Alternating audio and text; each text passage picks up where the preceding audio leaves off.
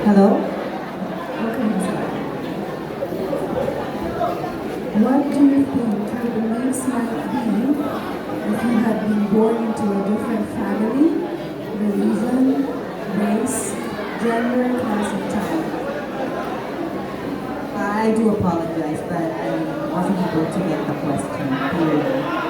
Okay, I'll repeat the question. So habang sumasagot po ang ating mga candidates, we would like to ask assistance and respect from our audiences na hayaan po natin magbigay ng tanong ang ating respected judges at ang ating gorgeous candidate. Okay, can you hear me now, Pila? Yes po. Okay, loud and clear. Alright. Okay, what do you think your beliefs might be if you had been born into a different family, religion, race, gender, class, and time? I'll repeat the question, okay? What do you think your beliefs might be if you had been born into a different family, religion, race, gender, class, and time? Okay, wow. It's a very mind-boggling question. And to make sure I understand the question correctly, what do I think will be my belief if I will be born in a different family, in a different race, in a different time, in a different gender, right? Well, to be very honest, I have no idea. I don't know. Why? Because ladies and gentlemen, my way of thinking is actually depends on how my parents, on how did my parents do their upbringing. You know, if I will be living or if I will born again with a different family, with a different parents, of course, they have different way of bringing up a child. Definitely, one thing is for sure. I don't know what kind of belief I will have if I were born in a different family. But we are in the Philippines. We have the same culture, regardless of what our belief is. Ladies and gentlemen, there's a boundary for that question. If I will be born in a different family, the answer is I don't know. But if I will be born on a different gender, let's say, and having said so that I live in the Philippines, one thing is for sure, my belief is like this.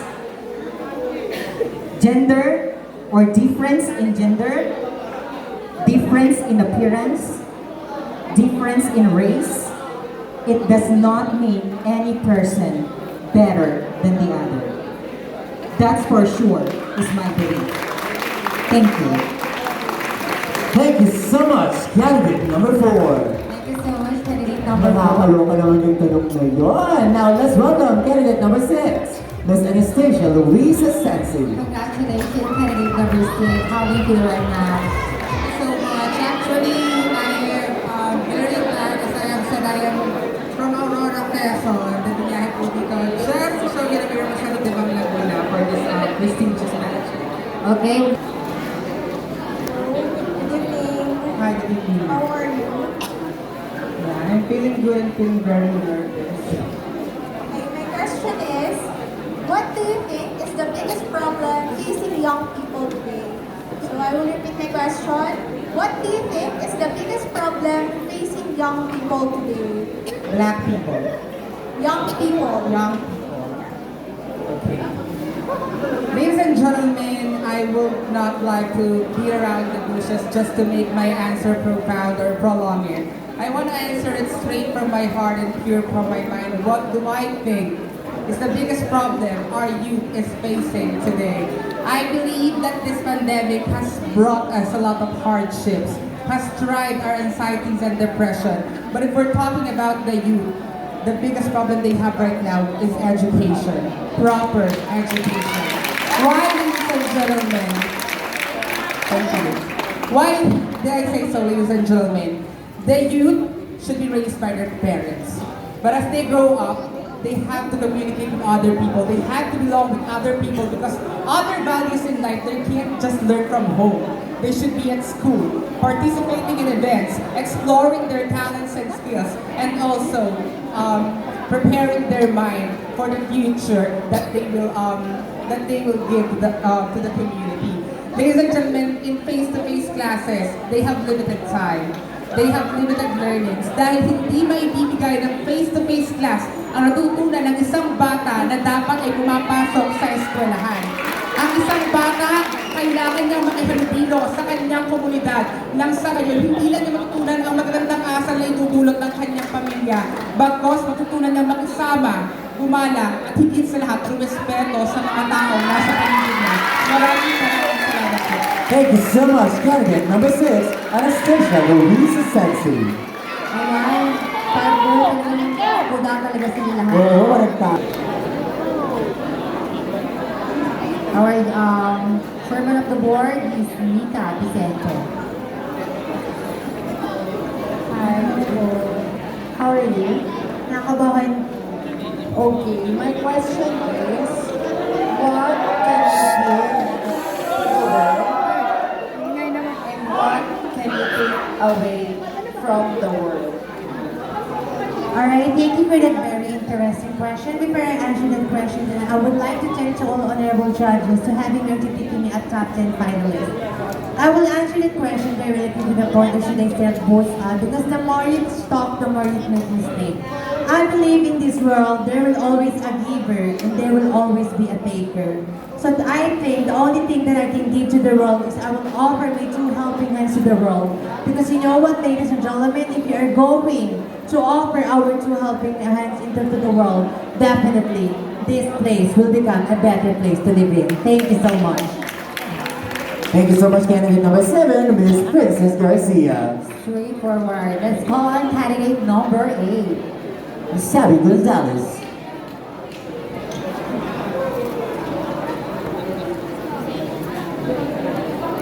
Your judge is Ms. MJ De Lima. Hello, good evening po. Good evening. My question is, if ignorance is a bliss, why do we seek knowledge? Okay, again, if ignorance is a bliss, why do we seek knowledge? Well, ladies and gentlemen, thank you for your wonderful question.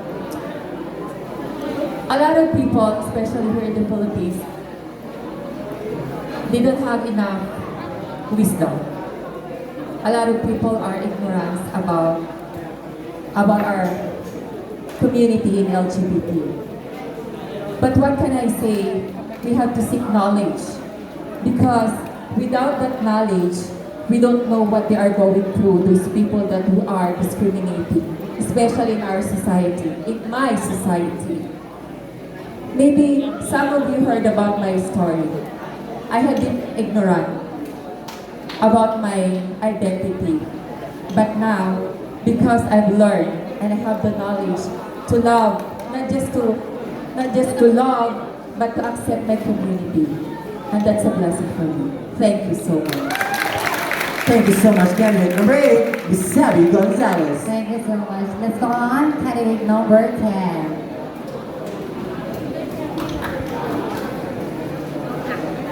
Your judge is Jacobus Benz.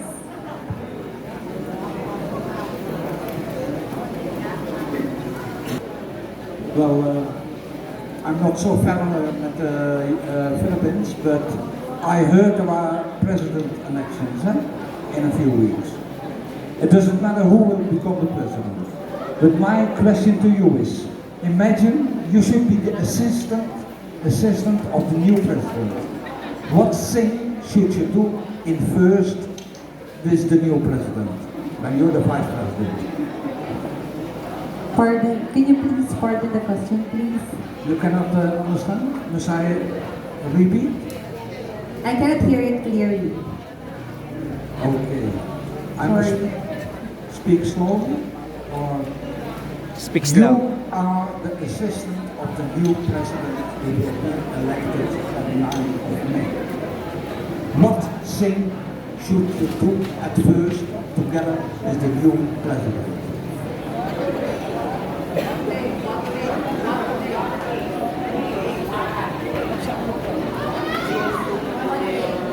So if you're going to vote for the next president, what thing would you do together with the vice president when you are going to vote? Again, if you are going to vote the next president, what thing are you going to do together with the vice president? Okay, wow. Thank you for repeating that question for me because I am having a hard time with my hearing right now. So the question that was given to me is what thing that I will do if I will become the president together with the vice president. One thing is for sure that I will do is to take where we youth are benefiting in. I believe that as the president of the society and the vice president of the society, we are the supreme representative of a specific country. Therefore, we should have a better representation of each sector in our society. And as part of the youth and as part of the minority and the grassroots of this society, I believe we should focus on education. We should focus on educating the youth. Why?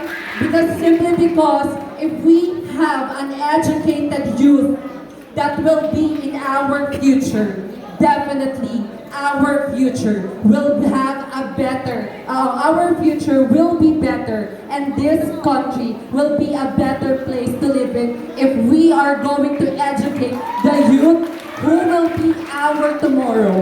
Because we should invest to those people who will be the next generation. Because at the end of the day, this youth will foster our knowledge, this youth will foster the values and our core values here in our society. And as the president and the vice president of this country, our obligation is to uphold the Constitution without the tenet of the equality, harmony, and educating the youth, and striving with no exception. Thank you. Thank you so much. Candidate number 10 is Yonya Lasimuche. Let us call on candidate number 11.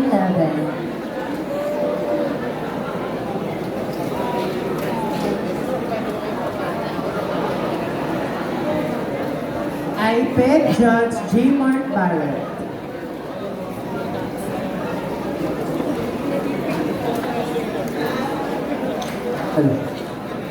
Hello, candidate number 11. Hello sir, good evening. Ito yung tanong ko. What was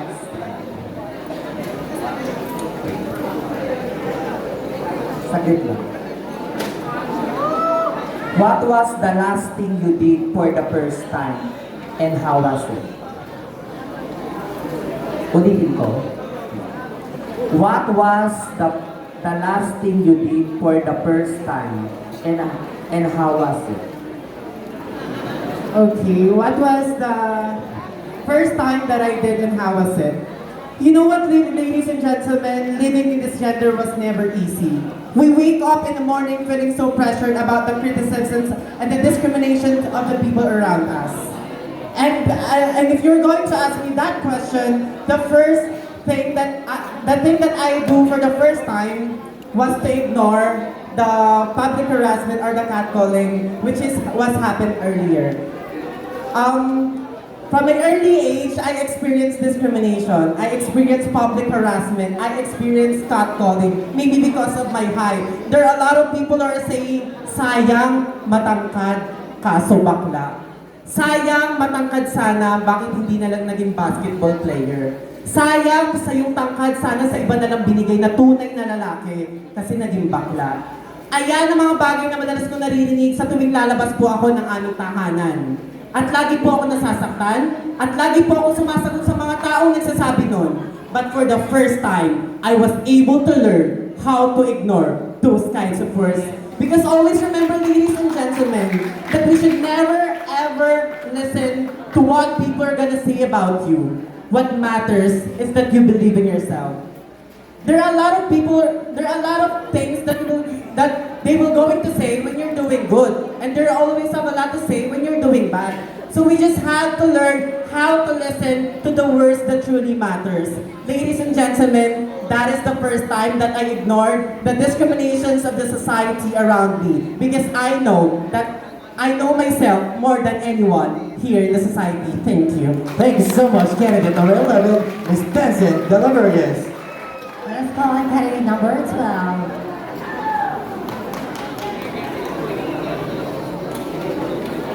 Mr. Toti Testigo.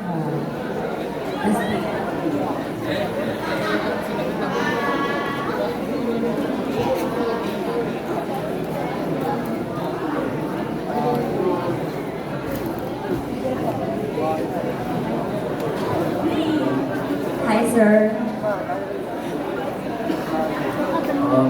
What's the hardest question to answer? Your question is, what's the hardest question to answer? What could be the hardest question that needs to answer, right? What would be the hardest question to answer?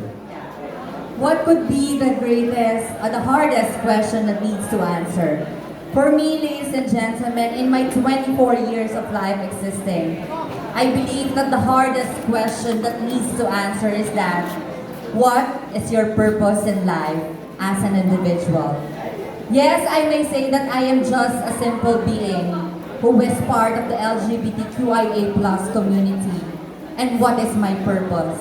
My purpose is to enlighten the minds and the hearts of every individual who surrounds me, that who says that I am just a lesser person than anybody else, who says that I am just a human being who is nothing but just a sexuality in beneath of my legs. I believe, ladies and gentlemen, let's face the fact that in each and every day of our lives, we have our own purpose to make our life more productive than anybody else.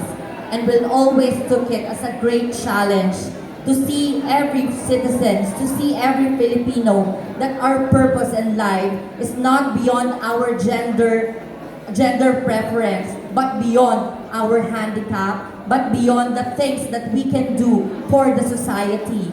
Always do good things and choose the right things for the benefit of every nation, for the benefit of every individual. Because at the end of the day, what you do for yourself dies with you, but what you will do for humanity remains eternal. So at the end of the day, as you open and woke up in the morning, always choose to do good things the right way and the acceptable things that God will grant you every day of your life. Thank you so much.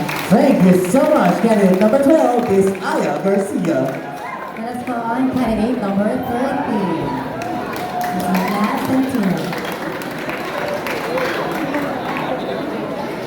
Your judge is our chairman of the board, Ms. Mika Vicente. Good evening, ma'am. Good evening, honorable panel. My question is, why is it so hard for us to say you are wrong to others? And why is it so hard for us to admit that we are wrong? Why is it too hard for us to say that we are wrong to the others? And why it is hard for us to admit that we are wrong? To be honest, a human being has what we call ego. So when you're an egoistic person, then definitely it is very hard for you. Why is it hard for us to say to the people that we are wrong? One simple thing, because you cannot please everyone. We are different and we have our individual character. And the other question is, why it is hard for us to apologize that we are wrong? It is because of what we call there is a reason behind it, and there is something that we would like to adhere to everyone, that nothing comes first. If it is too hard for us to say sorry just because of our pride, if we will eliminate pride in our heart, everything that we do will come into a better way. Remember that as a human being, you have this mortal life, we are bounded to embrace many things, that it may be awkward or negative. But one thing is really for sure, and remember this to all the people, it's not too late and it's not too hard for us. If we are wrong or if something that we have to apologize, One thing is that you have to search for the answer, because if you know and you acknowledge your misses, your negative things, your mistakes, one thing is for sure, you have a peaceful day when you say good night. Thank you. Thank you so much, candidate number 13, Magical Babe Mad Santino. Partner. Good night. Good night. Let us go on candidate number 14. Dadalo na lang po. Where's your lucky George? Mr. Victor Herbie Lapitan.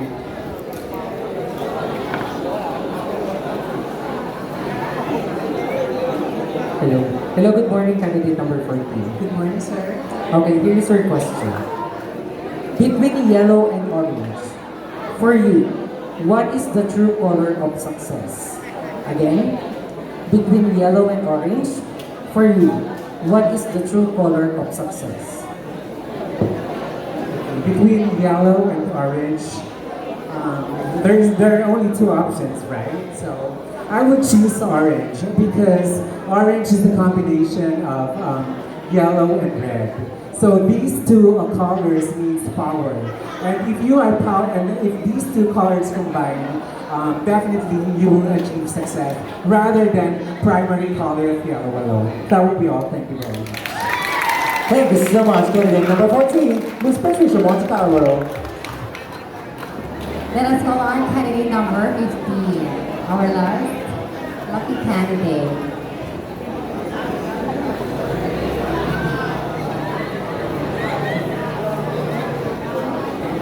Your judge is Mr. Paul Axel Castro. Hello, country number 15. Hello, sir. How are you? Okay, this is my question.